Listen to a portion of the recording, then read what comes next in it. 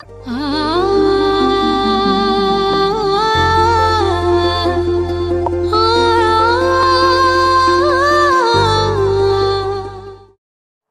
மிகவும் பிரியமானவர்களே, சிலுவை பாதையில் நமது பயணம் என்னும் ஜெபத்துடன் கூடிய திரைப்படம். இதை மிக சிறப்பாக தயாரித்திருக்கின்ற நம்முடைய பங்கு இளைஞர்கள், நல்ல உள்ளம் கொண்ட அனைத்து நண்பர்களையும் நாம் நன்றியோடு நினைத்து பார்க்கின்றோம். இதற்கு ஒத்துழைப்பு கொடுத்த நம்முடைய உதவி தந்தையர்கள், திருத்தொண்டர், பங்கு பொறுப்பாளர்கள், பங்கு பேரவை உறுப்பினர்கள், அன்பிய பொறுப்பாளர்கள், நம்முடைய அருட் சகோதரிகள், 3 மடத்தையும் சேர்ந்த அருட் சகோதரிகள், அவர்களுக்கெல்லாம் நம்முடைய நன்றியை தெரிவித்துக் கொள்கின்றோம். இதற்கு பொருள் உதவி செய்த நல்ல உள்ளங்களையும் நாம் நினைத்து நன்றியோடு அவர்களை பாராட்டுகின்றோம். உலகத்தில் மனிதர்கள் பலவிதம், அவர்கள் பயணம் செய்யும் பாதைகளும் பலவிதம். வாழ்க்கை என்கிற நுழைவு சீட்டை பெற்றுக்கொண்டு உலகிற்கு வருகின்றவர்கள் எல்லோரும் ஒரே பாதையில் பயணிப்பது இல்லை. சிலர் தமது பாதைகளை சுயமாக அமைத்துக் கொள்கின்றனர். சிலரோ அடுத்தவர்களின் பாதைகளில் அடிசறுக்காமல் நடை போடுகின்றனர். வேறு சிலருக்கோ பாதையும் பயணமும் பிறரால் திணிக்கப்படுகிறது. செல்லரித்து போன இந்த உலகத்தை செம்மைப்படுத்த வந்த இயேசு தனக்கென ஒரு தனி பாதையை வகுத்து கொண்டார். கடவுளாக இருந்தவர் மனிதனாக பூமிக்கு இறங்கி வந்தது வரலாற்றில் புதுமையான புரட்சி பாதை. உளுத்து போன உலகத்தில் உயிரோட்டம் ஏற்படுத்த தன் உயிரை விலையாக தந்திட முன் வந்த இயேசு தேர்ந்து கொண்ட பாதை சிலுவை பாதை. என்னாலும் நான் உங்களோடு இருப்பேன் என்று உத்தரவாதம் தந்த இயேசு இன்னமும் நமது மத்தியிலே தான் நடமாடி கொண்டிருக்கிறார். இயேசுவின் சிலுவை பாதை 2000 ஆண்டுகளுக்கு முன் நடந்து முடிந்து விட்டது என்று இருந்து விடாமல் தினமும் தொடர்ந்து கொண்டே இருக்கிறது. என்னை பின் செல்ல விரும்புகிறவன் ஒவ்வொரு நாளும் தன் சிலுவை சுமந்து கொண்டு என் பின்னே வரட்டும் என்று இயேசு நம்மை அழைக்கின்றார். எனவே வறியவர்களின் வாழ்க்கை போராட்டத்தில் சிலுவை பாதை தொடர்ந்து கொண்டிருப்பதை நாம் பார்ப்போம். இயேசுவின் பாடுகளை சிந்திக்க வந்துள்ள நாம் நம் இதய கதவுகளை திறந்து வீதிகள் தோறும் சிலுவைகளோடு போகிற இயேசுவை பார்ப்போம். வழிபாடு என்கிற வட்டத்திற்குள் இயேசுவின் சிலுவை பாதையை சுருக்கி விடாமல் வாழ்வின் பல்வேறு பரிமாணங்களில் மனிதர்களின் கண்ணீரிலும் செந்நீரிலும் கலந்திருக்கின்ற இயேசுவை கொடூரமாய் சிறைகளில் சிதைக்கப்பட்டு, அநியாயமாய் அலைகழிக்கப்பட்டு, மனித உரிமைகள் மீறப்பட்டு, வாழ்க்கை முழுவதுமே வருத்தத்தை சுமக்கும் மனிதர்களில் மறைந்துள்ளன. நிஜங்களில் நிறைந்துள்ள இயேசுவை நினைவில் நிறுத்தி நெஞ்சத்தில் அமர்த்துவோம். சிலுவை பாடுகளை தியானித்து வருத்தமான முகங்களோடு வழிபாட்டை முடித்துக் கொள்ளாமல் வாழ்வுக்கு திருத்தம் ஏற்படுத்தி கொண்ட திடமான முடிவுகளை எடுக்க முன்னுக்கு வருவோம்.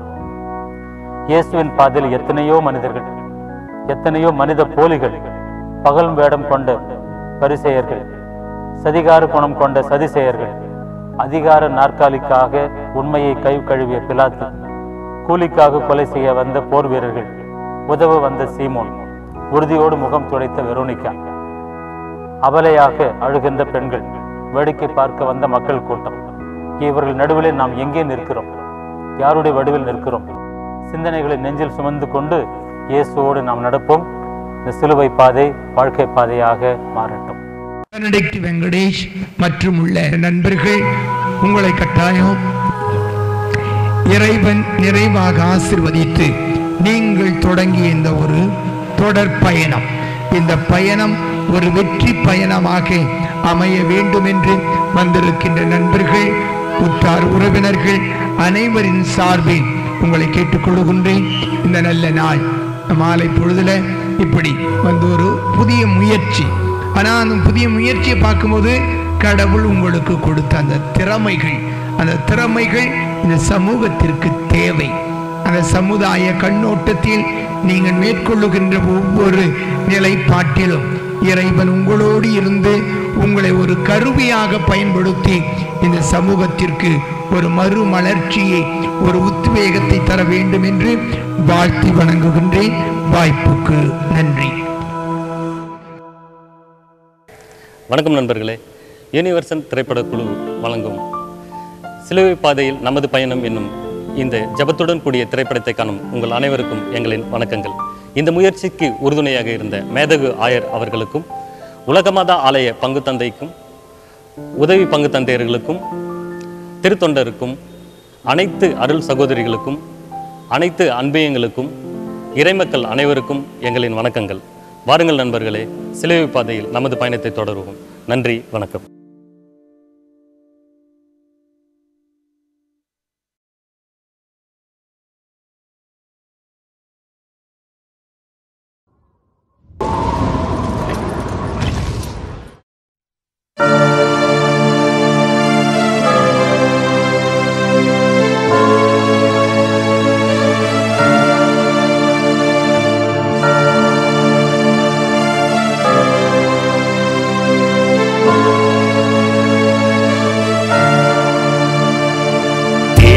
இரக்கத்தின் ஊற்றே தேவனே, உம் திருவடி நான் தேடி வந்தேன். இரக்கத்தின் ஊற்றே தேவனே, உம் திருவடி நான் தேடி வந்தேன். உன் சிலுவை பாதையிலே எங்கள் வாழ்க்கை பயணம் ஐயா. உன் சிலுவை பாதையிலே எங்கள் வாழ்க்கை பயணம் ஐயா. எங்கள் வாழ்க்கை பயணம் ஐயா.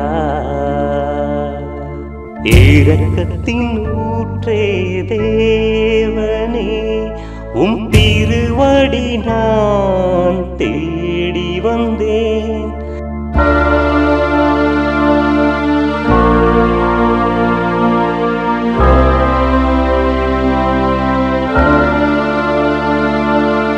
உந்தன் அன்பை தேடி நானும் தினம் ஓடி வருகின்றேன். உந்தன் அன்பை தேடி நானும் தினம் ஓடி வருகின்றேன்.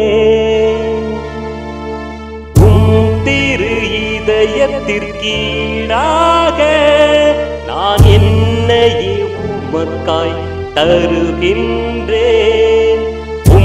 திரு இதயத்திற்கீடாக நான் என்னையே உமக்காய் தருகின்றேன். எம்மையே உமக்காய் தருகின்றேன்.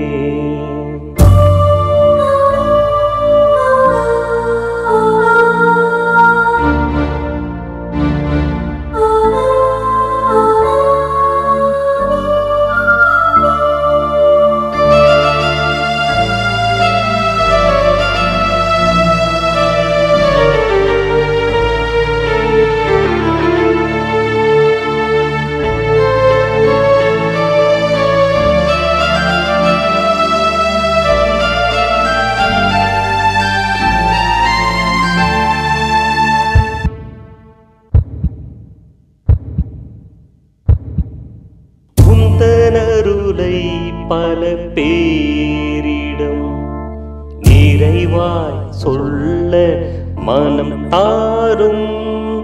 குந்தனருளை பல பேரிடம் நிறைவாய் சொல்ல மனம் தாரும்.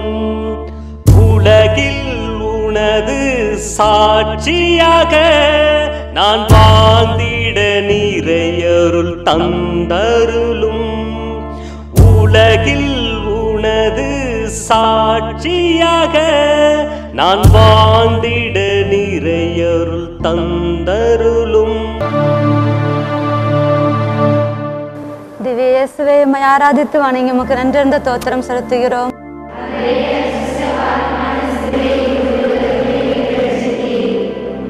முதல் நிலை. பலர் என் மீது பழி சுமத்தியது என் காதில் விழுந்தது. எப்பக்கமும் பேரச்சம் சூழ்ந்தது. அவர்கள் ஒன்று கூடி எனக்கு எதிராய் சூழ்ச்சி செய்தார்கள். என் உயிரை பறிக்க திட்டம் தீட்டினார்கள். திருப்பாடல் 31:13. பிறர் உங்களை இகழ்ந்து துன்புறுத்தி இல்லாதவை பொல்லாதவை எல்லாம் சொல்லும் பொழுது நீங்கள் பேறு பெற்றவர்கள் என்று மத்தேயு நற்செய்தி 5ஆம் அதிகாரம் 11ஆம் வசனத்திலே வாசிக்கின்ற இறைவார்த்தை ஆண்டவர் இயேசுவினுடைய சிலுவை சாவுக்கு அடித்தளமாக அமைந்தது. ஆண்டவர் இயேசு ஒரு தவறும் செய்யாதவர், ஒரு குற்றமும் செய்யாதவர். அப்படிப்பட்டவரை மறைநூல் அறிஞர்களும் மூப்பர்களும் மக்களுக்கு காசு கொடுத்து அவரை கைது செய்து பிலாத்துவின் கொண்டு வந்து நிறுத்தினார்கள். பிலாத்துவுக்கு தெரியும் ஆண்டவர் இயேசு ஒரு குற்றமும் செய்யாதவர் என்று. இருந்தாலும் அவனது பதவி ஆசையும் பண ஆசையும் அதிகார ஆசையும் அவன் கண்களை மறைத்து பிலாத்து ஆண்டவர் இயேசுவுக்கு தண்டனை தீர்ப்பு வழங்கிவிட்டான். அன்புமிக்க சகோதர சகோதரிகளே, நாமும் அன்றாட வாழ்க்கையிலே செய்கின்ற சிறு சிறு தவறுகளால் தீமைகளால் அனுதினமும் ஆண்டவர் இயேசுவை நாம் சிலுவை சாவுக்கு கையளிக்கின்றோம். உதாரணமாக சொல்ல வேண்டுமென்றால், நம்மோடு வாழ்கின்ற சகோதர சகோதரிகள் சிறு சிறு தவறு செய்கின்ற பொழுது அவர்களை மன்னித்து ஏற்றுக்கொள்ளாமல் அவர்கள் செய்த தவறை நாம் சுட்டிக்காட்டி குற்றம் கண்டுபிடிக்கின்ற பொழுது ஆண்டவர் இயேசுவை நாம் சிலுவை சாவுக்கு கையளிக்கின்றோம். நம்மோடு வாழ்கின்ற சகோதர சகோதரிகள் உண்மையானவர்கள், நேர்மையானவர்கள், நீதின் வழி நடக்கக்கூடியவர்கள் என்று அறிந்தும் மற்றவர்களிடத்திலே காசு வாங்கி கொண்டு நீதிமன்றத்திலும் காவல்துறை இடத்திலும் பொய் சாட்சி சொல்லி அநீதியின் பக்கம் நாம் நிற்கின்ற பொழுது, பொய் சாட்சி சொல்லுகின்ற பொழுது, பொய்யின் பக்கமாக உண்மைக்கு எதிராக செயல்படுகின்ற பொழுது ஆண்டவர் இயேசுவுக்கு நாம் அநியாய தீர்ப்பு வழங்குகின்றோம். நம்மோடு வாழ்கின்றவர்கள் எப்பொழுதோ ஏதோ செய்த தவற்றை மீண்டும் மீண்டுமாக சுற்றி காட்டி அவர்கள் மனதை நோக செய்கின்ற பொழுது ஆண்டவர் இயேசுவுக்கு நாம் சிலுவை சாவை வழங்குகின்றோம். ஆண்டவர் இயேசு இறை வார்த்தைகளை சொல்வது போல, மற்றவர்களை நீங்கள் தீர்ப்பிடாதீர்கள், நீங்களும் தீர்ப்புக்கு உள்ளாக மாட்டீர்கள் என்கின்ற இறை வசனத்தை நாம் கடைபிடித்து உண்மையுள்ள கிறிஸ்தவர்களாக நாம் வாழ முயற்சி செய்வோம். ஜெபம். இயேசுவே, இறுதி நாளில் தண்டனை தீர்ப்புக்கு நாங்கள் தப்பித்துக் கொள்ளும்படி நாங்கள் பிறரை தீர்ப்பிடாதவாறு எங்களை காத்தருளும். ஆமீன். எங்கள் பேரில் தயவாயிரம் சுவாமி, எங்கள் பேரில் தயவாயிரம். எங்கள் பேரில் தயவாயிரம் சுவாமி, எங்கள் பேரில் தயவாயிரம். மரித்த விசுவாசிகளின் ஆத்துமாக்கள் சர்வேசனுடைய இரக்கத்தினால் நித்திய சமாதானத்தில் இளைப்பாற கடவார்களா.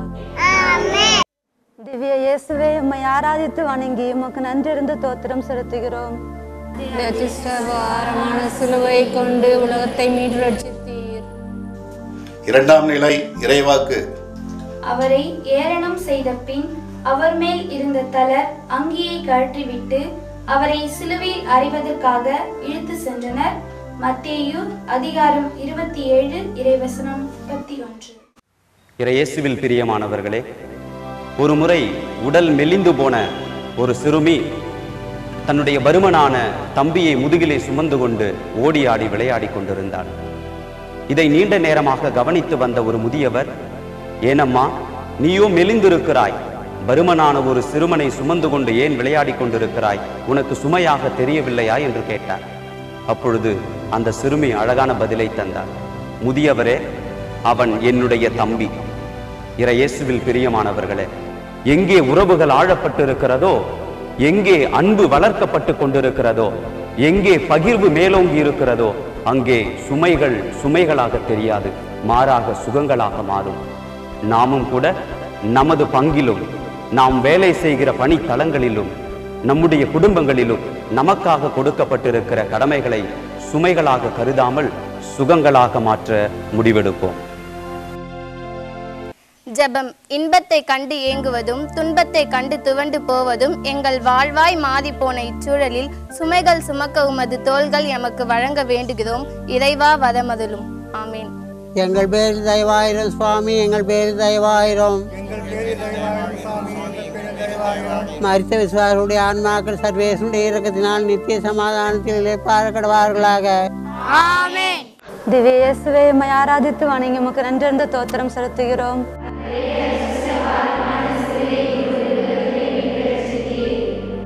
மூன்றாம் நிலை இறைவாக்கு.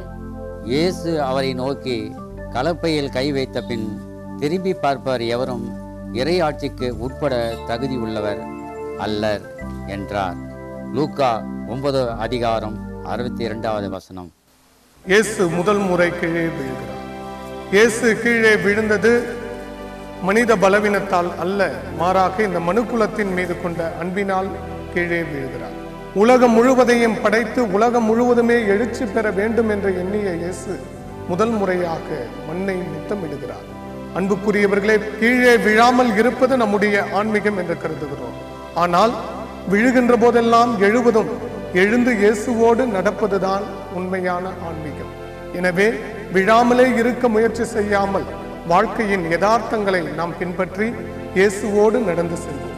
ஏனென்றால் கிறிஸ்துவம் நமக்கு கொடுத்திருக்கின்ற உண்மையான ஆன்மீகம் விழாமல் இருப்பதில் அல்ல, மாறாக விழும் போதெல்லாம் எழுவதுதான் என்ற ஒரு உண்மையை உணர்ந்தவர்களாக இயேசுவோடு தொடர்ந்து பயணிப்போம். ஜெபம்.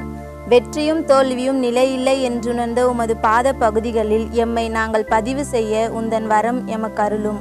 ஆமென். எங்கள் மேல் தயவாயிரும் சுவாமி, எங்கள் மேல் தயவாயிரும். எங்கள் மேல் தயவாயிரும் சுவாமி, எங்கள் மேல் தயவாயிரும். விசுவாசிகளின் ஆன்மாக்கள் சர்வேசுடைய இரக்கத்தினால் நித்திய சமாதானத்தில் இளைப்பாற கடவது.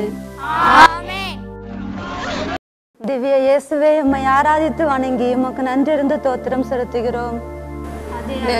வாரமான சிலுவை கொண்டு உலகத்தை மீட்டு ரட்சித்தீர். இதோ கன்னி கருவுற்று ஓர் ஆண் மகவை பெற்றெடுப்பார்.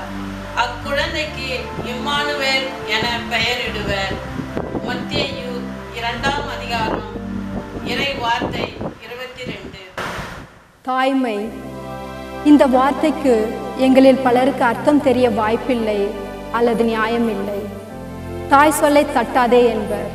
நாங்கள் தாய் சொல்லை தட்டுவதில்லை, தாயையே தட்டிவிடுகிறோம். வெறித்தனமான ஆசைகள், வேண்டாத கோபம் இவற்றை கொண்டு மூர்க்கத்தனமாக நடந்து கொள்ளும்போது எங்கே தாய் சொல்லை தட்டாமல் வாழ்வது? எங்களுக்கு வளரும் வரை தாயின் துணை, அரவணைப்பு தேவைப்படுகிறது. வளர்ந்த பின்பு தாய் என்பவள் 7 ஜென்மத்து விரோதியாக காட்சி தருகிறாள். உமக்கோ உம் தாய் என்றும் தாயாகவே காட்சி தருகிறாள். ஏனெனில் நீர் அவரை அன்பு செய்தீர். நாங்கள் அன்பு செய்ய மறுக்கிறோம் அல்லது அவளின் அன்பை மறக்கிறோம். எனவேதான் தாய்மையை உதாசீனப்படுத்துகிறோம். தாய்மனம் எப்பொழுதும் தன் மகனை பற்றியே சிந்திக்கும். தன் மகனின் எதிர்காலம், சந்தோஷம், நிம்மதி போன்றவற்றை பற்றியே சிந்திக்கும் என்பதை நாங்கள் சிந்திக்க மறக்கிறோம். எனவேதான் எங்கள் தாயை அன்பால் சந்திக்க எங்களால் இயலாமற் போனது என்பதை உணர்கிறோம். நீர் உன் தாயை மதித்து அன்பு செய்த அளவுக்கும் நாங்கள் எங்கள் தாயை மதிக்கவும் மனநோகாமல் பார்த்து கொள்ளவும் வரமருளும் இறைவா. ஆமென். எங்கள் மேல் தயவாயிரும் சுவாமி, எங்கள் மேல் தயவாயிரும். எங்கள் மேல் தயவாயிரும் சுவாமி, எங்கள் மேல் தயவாயிரும். மரித்த விசுவாசிகளின் ஆன்மாக்கள் சர்வேசுடைய இரக்கத்தினால் நித்திய சமாதானத்தில் இளைப்பாற கடவது. திவ்ய இயேசுவே, உம்மை ஆராதித்து வணங்கி உமக்கு நன்றிருந்து தோத்திரம் செலுத்துகிறோம்.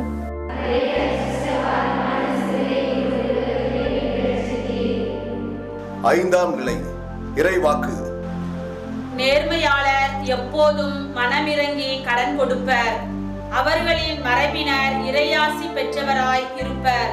திருப்பாடல் 37:26. நான் வறண்ட ஒருவன் தண்ணீர் கேட்டா கூட நமது கொடுக்கிறதுக்கு மறுத்து விடுகின்றோம். பிறருடைய சந்தோஷத்தில் நாம் பங்கெடுக்கின்றோம். ஆனால் பிறருடைய துக்கத்தில் பங்கெடுப்பதற்கு நமக்கு நேரம் கிடைப்பதில்லை. உதவி செய்வதால் இவன் நேர்மையாளன் என்று நீ சொல்லலாம். இந்த நேர்மையால் எங்களுக்கு என்ன பயன் வந்துவிட போகிறது? நேர்மை தவறிய வாழ்க்கைதானே இனிமையான வாழ்க்கையாக எங்களுக்கு தோன்றுகிறது. அப்படி இருக்க நேர்மையான பிறருக்கு உதவி செய்து வாழக்கூடிய வாழ்க்கை யாருக்கு வேண்டும்? ஞானத்தை அறிவிக்கும் நேர்மையான வாயும் நீதி நெறியை எடுத்துரைக்கும் நாவையும் நீர் எனக்கு வழங்கியிருந்தாலும் அவற்றை தவறாக எப்போதும் பயன்படுத்தும் நாங்கள் எப்படி நேர்மையாகவோ பிறருக்கு மனம் இறங்கி உதவி செய்யவோ கூடும்?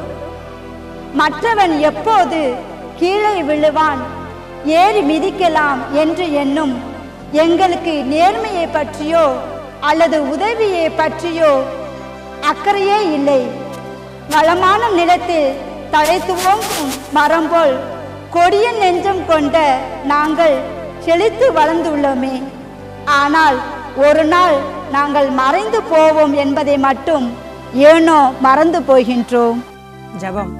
பிறருக்கு உதவி செய்து பிறரால் இவன் நேர்மையாளன் என போற்றும் நல்ல நாணத்தை பொழிந்திட வரமுறலும் இறைவா.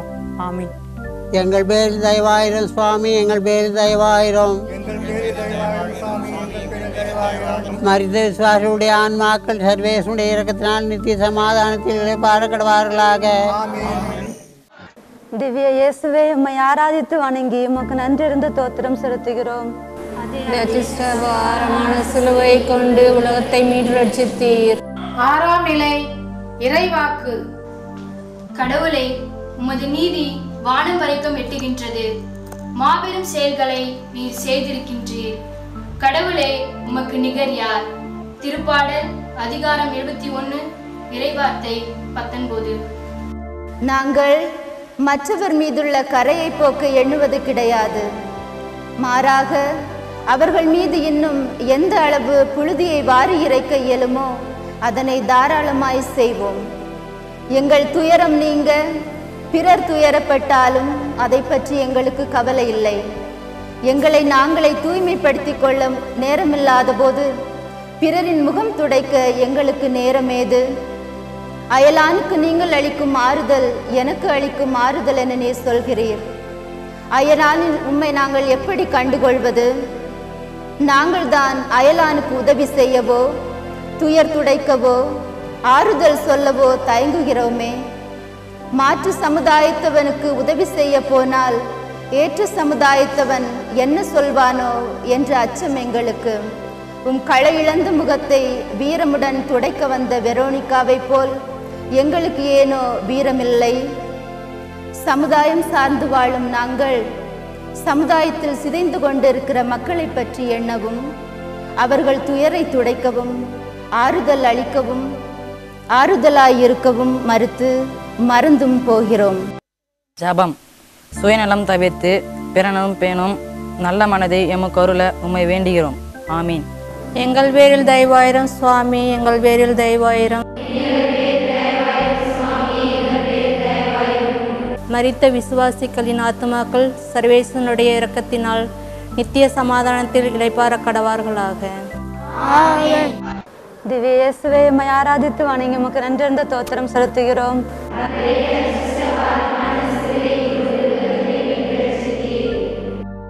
ஏழாம் நிலை இறைவாக்கு. கடவுள் வடிவில் விளங்கிய அவர் கடவுளுக்கு இணையாயிருக்கும் நிலையை வலிந்து பற்றி கொண்டிருக்க வேண்டியதொன்றாக கருதவில்லை. பிலிப்பியர் 2ஆம் அதிகாரம் 6ஆம் வசனம். ஒருவன் வளர்ச்சி அடைவதை பார்த்து நாம் மனவேதனை அடைகிறோம். அவன் வளர்ச்சி எவ்வாறு நாம் சதித்திட்டம் செய்வது என்று கங்கணம் கட்டி கொண்டிருக்கின்றோம். பல செயல் திட்டங்களை தீட்டிக் கொண்டிருக்கின்றோம். இவ்வாறு நாம் செய்கின்ற போதுதான் ஆண்டவர் இயேசு கிறிஸ்து 2ஆம் முறை வீழ்வதற்கு நாமே காரணமாயிருக்கின்றோம். அவ்வாறு வீழ்த்துவதற்கு காரணமாய் இல்லாமல் ஒருவன் வளர்ச்சி பாதற்கு நாம் என்ன செய்ய வேண்டும் என்று நல்ல செயல் திட்டங்களில் ஈடுபடுத்துவோம். இறைவன் நம்மை வழிநடத்துவார். ஜபம். பிறரை வீர வைப்பதில் நாட்டம் கொள்ளாமல் எங்களால் ஈன்ற மட்டும் வாழ்வதற்கான தேவான ஆற்றலை தர உம்மை வேண்டுகிறோம். ஆமீன். எங்கள் மேல் தயவாயிரும் சுவாமி, எங்கள் மேல் தயவாயிரும். எங்கள் மேல் தயவாயிரும் சுவாமி, எங்கள் மேல் தயவாயிரும். விசுவாசிகளின் ஆன்மாக்கள் சர்வேசுடைய இரக்கத்தினால் நித்திய சமாதானத்தில் இளைப்பாற கடவது. ஆமென்.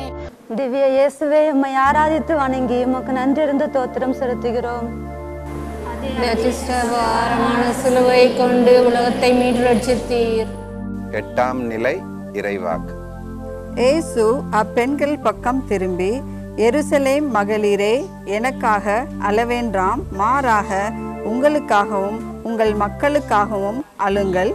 பச்சை மரத்துக்கே இவ்வாறு செய்கிறார்கள் என்றால் பட்ட மரத்துக்கு என்னதான் செய்ய மாட்டார்கள் என்றார். லூக்கா 23ஆம் அதிகாரம் 28 முதல் 31 வரை. அழுகின்ற பெண்களுக்கு ஆறுதல். அடுத்தவனை அழ வைத்து பார்க்குவதில் ஒரு சிலருக்கு மகிழ்ச்சி.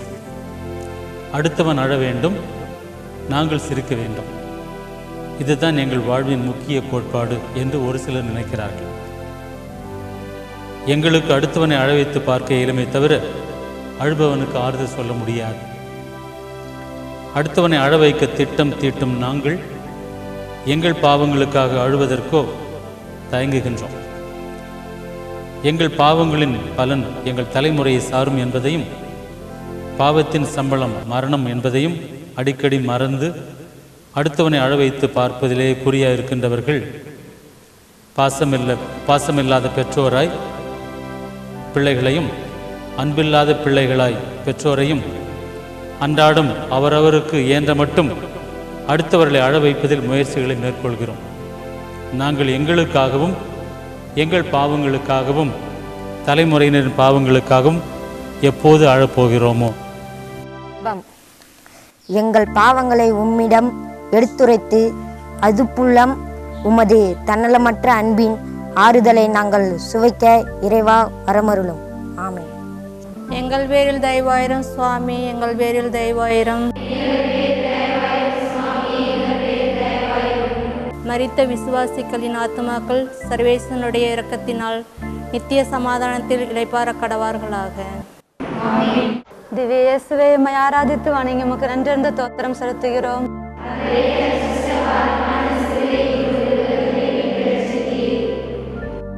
ஒன்பதாம் நிலை இறைவாக்கு. இவையெல்லாம் நிகழ்ந்த பின்னும் அவர்கள் தொடர்ந்து பாவம் செய்தார்கள். அவர் தம் வியத்தகு செயல்களில் நம்பிக்கை கொள்ளவில்லை. திருப்பாடல் 78ஆம் அதிகாரம் 32ஆம் வசனம். ஆண்டவர் இயேசு மூன்றாம் முறையாக கீழே விழுகின்றார். விழுந்த ஆண்டவர் விழுந்தவராக இல்லை, தந்தையின் திட்டத்தை நிறைவேற்றுவதற்காக இலக்கு நோக்கி எழுந்து பயணம் செய்கின்றார். இந்த 3 என்கின்ற எண் ஆண்டவர் இயேசுனுடைய பிறப்பிலும் பணி வாழ்விலும் சிலுவை பயணத்திலும் சிலுவை மரணத்திலும் உயிர்ப்பிலும் மிக முக்கியமான பங்கு வகித்தது. ஆண்டவர் இயேசு பிறந்த பொழுது 3 ஞானிகள் வந்து அவரை சந்தித்து வணங்கி சென்றார்கள். ஆண்டவர் இயேசு தனது பணியை 3 ஆண்டுகள் செய்தார். ஆண்டவர் இயேசுவை பேதுரு 3 முறை மறுதலித்தார். ஆண்டவர் இயேசு தனது சிலுவை பயணத்திலே 3 முறை கீழே விழுந்தார். ஆண்டவர் இயேசுவை 3 ஆணிகளால் சிலுவையிலே அறைந்தார்கள். ஆண்டவர் இயேசு 3 மணி நேரம் சிலுவையிலே தொங்கினார். ஆண்டவர் இயேசு நண்பகல் 3 மணிக்கு சிலுவையிலே இறந்தார். ஆண்டவர் இயேசு இறந்து அடக்கம் செய்யப்பட்ட 3ஆம் நாள் உயிர்த்தெழுந்தார். அன்பு மிக்கவர்களே, நாம் நமது வாழ்க்கை சூழலிலே பல நிலைகளிலே நாம் விழுந்து கிடக்கின்றோம். நாம் செய்கின்ற பாவங்களால், நாம் குடும்பத்திலே சந்திக்கின்ற துன்பங்களால், கடன் தொல்லையால், மன உடல் நோயால், நாம் செய்கின்ற அந்த தொழிலிலே நஷ்டம் காணுகின்ற பொழுது, நமது பிள்ளைகளுக்கு திருமணமாகவில்லை என்று நாம் அவதிப்படுகின்ற பொழுது, திருமணம் ஆகிவிட்டாலும் குழந்தை பாக்கியம் இல்லை என்று கவலைப்படுகின்ற பொழுது நாம் விழுந்து நொந்து போய் கிடக்கின்றோம். ஆண்டவர் இயேசுவை நாம் முன்மாதிரியாக கொள்வோம். ஆண்டவர் இயேசு விழுந்தவர் தந்தையினுடைய திட்டத்தை நிறைவேற்ற அவர் மீது நம்பிக்கை கொண்டு இலக்கு நோக்கி பயணம் செய்தது போல நாம் துன்பப்படுகின்ற பொழுது, கஷ்டப்படுகின்ற பொழுது ஆண்டவர் இயேசுவின் மீது நம்பிக்கை வைப்போம், பயணம் செய்வோம். இறை இயேசு நம்மை வழிநடத்துவார். ஜெபம். மும்முறை கீழே விழுந்த எம் இயேசுவே, இனியும் நாங்கள் பாவக்கடலில் விழாமல் எங்களை காத்தருளும். ஆமென்.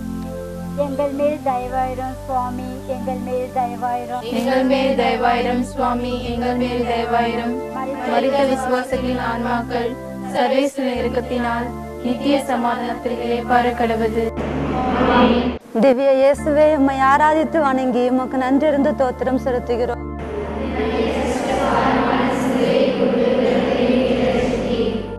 பத்தாம் நிலை இறைவாக்கு. வாளுக்கு இரையாகாதபடி என் உயிரை காத்தருளும். இந்த நாய்களின் வெறியினின்று என் ஆருயிரை காப்பாற்றும். திருப்பாடல் 22ஆம் அதிகாரம் 20வது வசனம். இறை இயேசுவில் எனக்கு அருமையான சகோதர சகோதரிகளே, மத்தேயு நற்செய்தி அதிகாரம் 25 இறை வார்த்தை 36 இயேசு இவ்வாறாக சொல்லுகிறார்: நான் ஆடையின்றி இருந்தேன், எனக்கு நீங்கள் ஆடை அணிவித்தீர்கள். சில நாட்களுக்கு முன்பாக ஒரு பங்கிற்கு மறையுரையாற்றுவதற்காக சென்றிருந்தேன். அப்பொழுது ஆண்டவனை தரிசிப்பதற்காக அரைகுறை ஆடையோடு ஒரு பிச்சைக்காரன் ஆலயத்திற்குள்ளே நுழைந்தான். அங்கே சூழ்ந்திருந்த மக்கள் ஏதோ நடக்கக்கூடாதது ஒன்று நடந்துவிட்டதாக எண்ணி அந்த பிச்சைக்காரனை கோயிலுடைய முற்றத்திற்கு தள்ளினார்கள். எழுந்து நின்று அந்த பிச்சைக்காரன் திருச்சிலுவையிலே தொங்கிக் கொண்டிருந்த அந்த இயேசுவை சுட்டி காட்டினார். அப்பொழுதுதான் அங்கே சூழ்ந்திருந்த மக்களுக்கு ஒரு விஷயம் தெரிந்தது. அதாவது சிலுவையிலே அறையப்பட்டிருக்கிற இயேசு கூட ஒரு ஏழையைப் போல அரைகுறை ஆடையோடு அறையப்பட்டார் என்று. ஆடைகள் அணிவதென்பது ஒரு மனிதனுடைய மகத்துவத்தை உயர்த்துவதாகும். அதே ஆடைகள் களையப்படுவதென்பது அது மனிதாபிமானமற்ற செயலாக மாறிவிடுகிறது. இந்த ஆடைகள் என்பது ஏதோ நூலினால் பின்னப்பட்ட ஆடைகள் மட்டுமல்ல, மாறாக நமது ஆண்டவராக இயேசுவினால் மனிதனுடைய மாண்பு உயர வேண்டும் என்பதற்காக அவர் நமக்காக விட்டு சென்ற அன்பு, பகிர்வு, சமாதானம், சகோதரத்துவம், ஒற்றுமை, இவைகளும் மனிதனுக்குரிய மாண்புகள் தான். அன்பார்ந்தவர்களே, எங்கெல்லாம் அன்பு வெறுப்பாக மாற்றப்படுகிறதோ, எங்கெல்லாம் சமாதானம் இல்லாத நிலையாக மாற்றப்படுகிறதோ, எங்கெல்லாம் வெறுப்பு மட்டுமே விதைக்கப்படுகிறதோ, எங்கெல்லாம் பகிராத நிலை இருக்கிறதோ, அங்கே இயேசுவினுடைய ஆடைகளும் உரியப்படுகின்றன என்பதுதான் உண்மை. ஜெபம். அவமானத்தின் உச்சம் சென்ற இறைவா, பிறர் எம்மை அவமானப்படுத்தும் போதும் உம்மை போல் தாங்கும் சக்தியையும் சகிப்புத்தன்மையும் எங்களுக்கு தாரும். ஆமீன். எங்கள் பேரில் தயவாயிரும் சுவாமி, எங்கள் பேரில் தயவாயிரும். மரித்த விசுவாசருடைய ஆன்மாக்கள் சர்வேசுடைய இரக்கத்தினால் நித்திய சமாதானத்தில் இளைப்பாறப்படுவார்களாக. திவ்ய இயேசுவே, உம்மை ஆராதித்து வணங்கி உமக்கு நன்றிருந்த தோத்திரம் செலுத்துகிறோம்.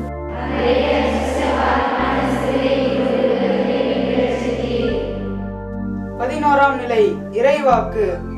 பிறகு அவர்கள் அவரை சிலுவையில் அறைந்தார்கள். குலுக்கல் முறையில் யாருக்கு எது என்று பார்த்து அவருடைய ஆடைகளை தங்களுக்குள் பங்கிட்டுக் கொண்டார்கள். மார்க் எழுதிய நற்செய்தி வாசகம் அதிகாரம் 15 இறைவார்த்தைகள் 24 உடைய. இயேசுவை சிலுவையில் அறைகிறார்கள். இயேசுவினுடைய கைகளிலும் கால்களிலும் கூரிய ஆணைகளால் துளைக்கிறார்கள். இயேசுவினுடைய கைகள் நன்மையை செய்தவை, அவருடைய கால்கள் நல்லதை நோக்கி ஓடோடி சென்றவைகள். இந்த கால்களையும் கைகளையும் ஆணிகளை கொண்டு துளைக்கிறார்கள். அன்று மட்டுமல்ல, இன்றும் கூட நம்மோடு இருக்கின்ற எத்தனையோ இயேசுக்களை நாம் ஆணிகளால் துளைக்கிறோம். ஆம், நன்மை செய்ய ஓடோடி சென்றவரை, நல்லது செய்ய வேண்டுமென்றே எண்ணியவரை, எல்லோரையும் ஓடோடி சென்று தேடி அரவணைத்தவரை கூறிய ஆணிகளால் துளைக்கிறார்கள். நன்மை செய்ய செல்பவர்களை நாம் தீமையை நோக்கி இருக்கிறோம். நம்முடைய கைகளாலும் கால்களாலும் எண்ணற்ற பாவங்களை செய்து இயேசுவை தினம் தினம் நாம் சிலுவையிலே அறைந்து கொண்டே இருக்கிறோம். ஏன் இந்த நிலை? நாம் கடந்து வந்த பாதைகள் கரடு முரடான பாதைகள், கடினமான வழித்தடங்கள் அனைத்தையும் பின்பற்றி வரக்கூடிய மனிதர்களோடு நாம் இருப்போம். ஆணிகளால் அவர்களை அறைந்து அவமானப்படுத்துவதை விட அவர்களோடு இருந்து அவர்களுக்காக நாமும் உழைப்போம், அவர்களோடு துணையாக இருப்போம். அப்போதுதான் இச்சிலுவையிலே அறையப்பட்ட இயேசுவினுடைய அந்த பாடுகள் அர்த்தம் பெறும். எனவே நாம் கடந்து வந்த பாதையை நினைத்து பார்ப்போம். நம்மோடு இருப்பவர்களுக்கு நம்மால் ஆனதை செய்வோம். அப்போது சிலுவையில் அறையப்பட்ட இயேசுவினுடைய பாடுகள் அர்த்தம் உள்ளதாக இருக்கும். ஜெபம். சிலுவையோடு எம் பாவங்களை சேர்த்தறிந்து எங்களை தூய்மையைப்படுத்தி யாம் நல்வாழ்வு வாழ வரமருளும் இறைவா. ஆமீன். எங்கள் மேல் தயவாயிரும் சுவாமி, எங்கள் மேல் தயவாயிரும். எங்கள் மேல் தயவாயிரும் சுவாமி, எங்கள் மேல் தயவாயிரும். விசுவாசிகளின் ஆன்மாக்கள் சர்வேசுடைய இரக்கத்தினால் நித்திய சமாதானத்தில் இளைப்பாற கடவது. ஆமீன். திவ்ய இயேசுவே, உம்மை ஆராதித்து வணங்கி உமக்கு நன்றிருந்த தோத்திரம் செலுத்துகிறோம். சிலுவை கொண்டு உலகத்தை மீட்டு ரட்சித்தீர். 12ஆம் நிலை இறைவாக்கு. இதை கண்ட நூற்றுவர் தலைவர் இவர் உண்மையாகவே நேர்மையாளர் என கூறி கடவுளை போற்றி புகழ்ந்தார். லூக்கா நற்செய்தி 23ஆம் அதிகாரம் 47ஆம் வசனம். நாங்கள் எங்கள் உயிரை யார் யாரோ வாங்கி கொண்டிருக்கிறார்கள் என புலம்பிக் கொண்டே இருக்கிறோம். கோபம் வரும்போதெல்லாம் அல்லது கருத்து வேறுபாடுகள் ஏற்படும் போதெல்லாம், குழந்தைகள் மதியாமல் போகும்போதும் அல்லது பெற்றோர்கள் பெரியோர்கள் கண்காணித்து கண்டித்து திருத்தும் போதும் நாங்கள் கையாளும் வார்த்தை ஏன் உயிரை வாங்குகிறாய் என்பதுதான். ஆனால் எப்படிதான் பிறர் உயிரை வாங்க நினைத்தாலும் அப்படியே தன் உயிர் போகும் என்பதை அடிக்கடி நாங்கள் மறக்கிறோம். எங்கள் உயிரை யார் வாங்குகிறார்களோ இல்லையோ, உமது உயிரை ஒட்டுமொத்தமாக மானிட சமுதாயமே வாங்கி கொண்டது. எங்கள் உயிரை காத்துக்கொள்ள உமது உயிரை நீர் இழக்கிறீர். உமது அளவற்ற அன்பை எண்ணி இப்போது கண்ணீர் வடிக்கிறோம்.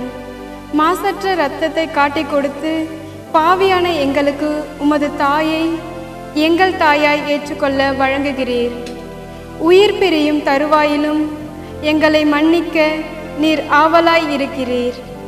இறுதியாக எமக்காக ஆவியையும் இழந்தீரே. ஜெபம்.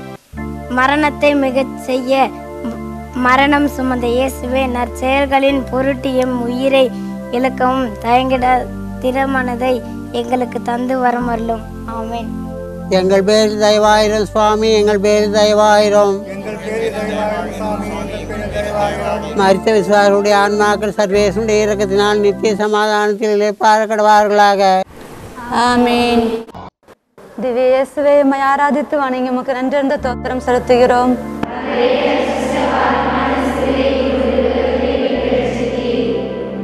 13ஆம் நிலை இறைவாக்கு.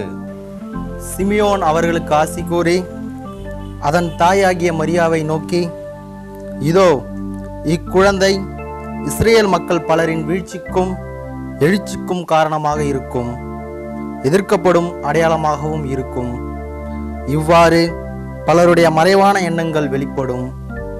உமது உள்ளத்தையும் ஒரு வாள் ஊடுருவிப்பார். லூக்காஸ் நற்செய்தி அதிகாரம் 2, 34 மற்றும் 35 உள்ள இறைவார்த்தைகள். மானிட சமுதாயம் முழுமைக்கும் தாயாக விளங்கும் எம் தாய்மரியே, இவ்வுலக மக்கள் அனைவரையும் மகிழ்ச்சி கடலில் மூழ்க வைக்க உம் மகனை துன்பக் கடலில் தள்ளினாயோ? மரணம் என்பது எவ்வளவு கொடியது என்பதை இம்மன்னோர்கள் நாங்கள் உணர்ந்திருக்கிறோம். உம் மகனை இழந்த உம் மனம் படும் பாடு எம் மனக்கண்கள் காணுகின்றது.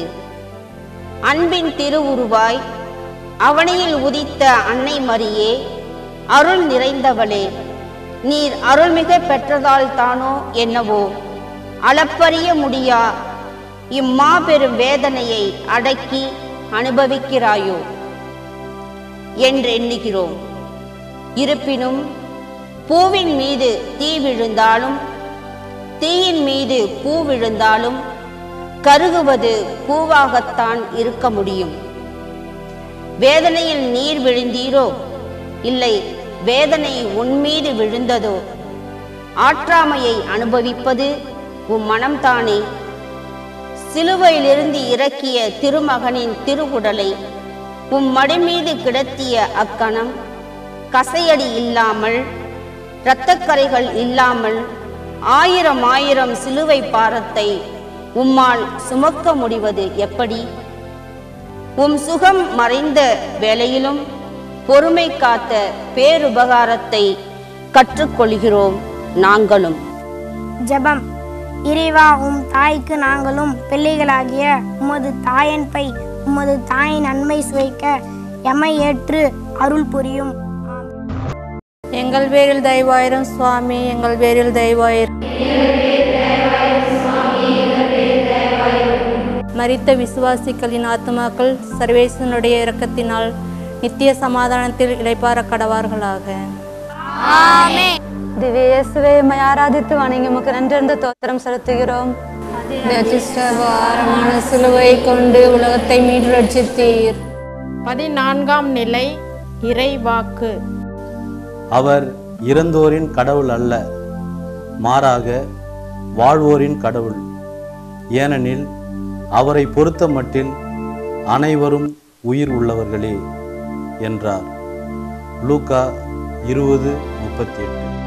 விதை ஒன்று விழுந்து மடிந்தால் அது விளையும் போது பலன் மிகுதியாக இருக்கும்.